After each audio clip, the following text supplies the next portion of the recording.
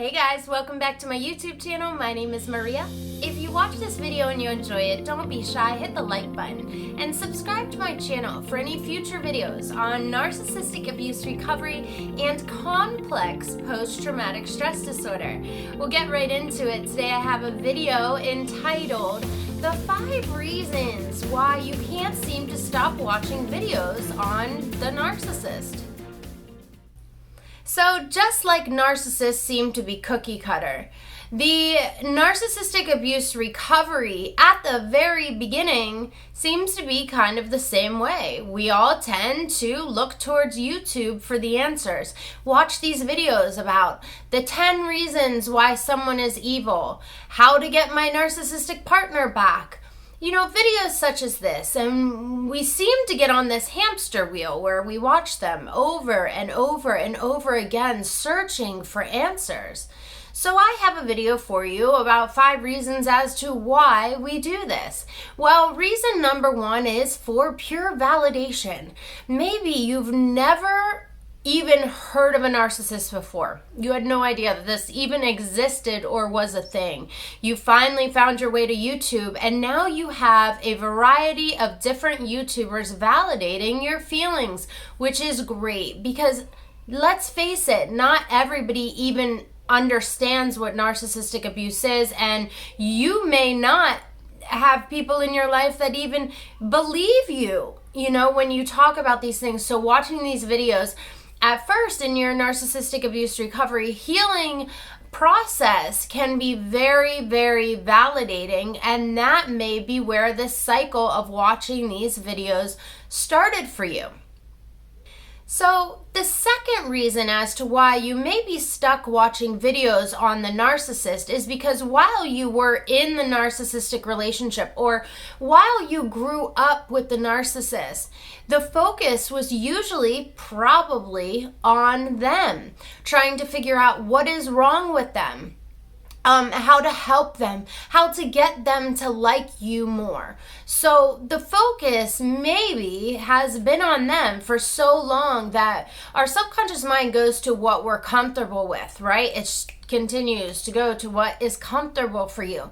Well, maybe what's comfortable to you in this sense is learning more about them, researching them. The focus is on them, and that might be comfortable to you.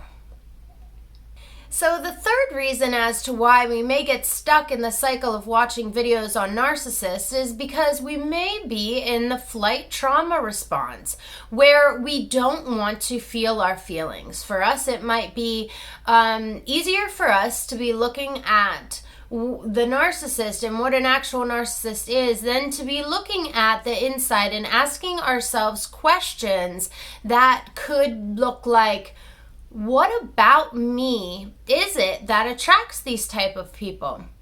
What kind of wounds do I have inside? And did these wounds come from childhood? Was my relationship something that was familiar to me because it's the same kind of treatment I received in childhood? So a lot of times we go into the flight trauma response where we don't want to focus within. It's easier for us to focus on the exterior. And that may be another reason as to why you continue to learn about the narcissist but don't choose to look inside as to what could be my core wound. What are these wounds that I have that this person is poking at, that is coming out as anger or anxiety, to be able to self-reflect and look in at yourself. So the fourth reason as to why we may continue to compulsively watch these videos on narcissists is because subconsciously it feels good, right? Like we said in number 1, it may be giving you validation, which is okay initially, but after the process went on and you knew what a narcissist was, right? You understand it, but you continue to watch the videos over and over. It almost becomes like an obsession, right? It's something that you need because it's giving you this momentary validation. It's giving you this little bursts of this feels good.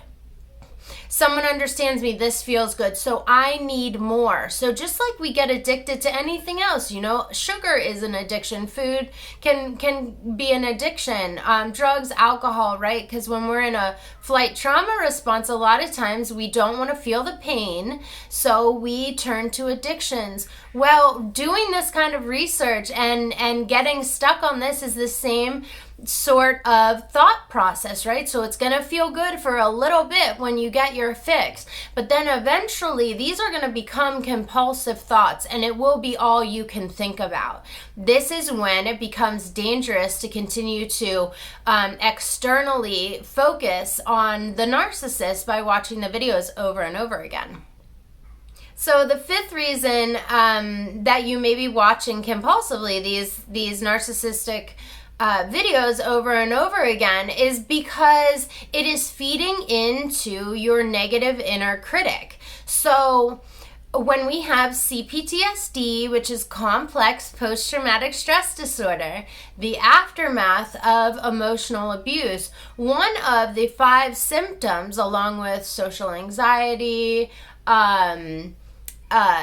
self-abandonment, toxic shame, is also a negative, vicious inner critic. So this is us talking to ourselves on a loop, saying, I'm not good enough, I'm never going to be okay, I am never going to be happy again with someone, I'm not going to get a good job, I'm not smart enough, I'm not good enough, there's a reason they didn't like me, right? You know all about that. This is a loop that our brain gets stuck on, right? Our subconscious mind is going down what is comfortable to us, so we continue to tell ourselves the same things over and over again. Well, a lot of times these videos, because it is so negative and it is such a heavy topic, that when we are filling our minds with that nonstop, it's going to feed into our negative inner critic, and misery loves company, right? So when we are saying these miserable, terrible things to ourselves, imagine ourselves saying something really positive to ourselves all of a sudden. It would feel out of place, right? So because of this, we tend to watch these videos over and over again, and it feeds into this misery that we're already feeling.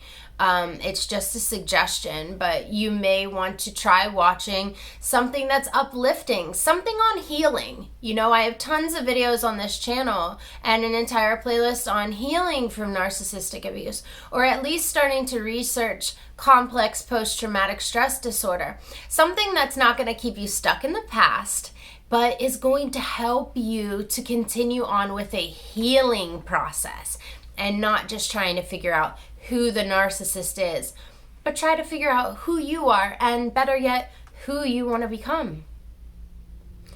Alright guys, well that's the end of the video. I hope you enjoyed it, and if you did, don't be shy, hit the like button and subscribe to my channel for any future videos on narcissistic abuse recovery and complex post-traumatic stress disorder. As always guys, I wish you all the love in the world.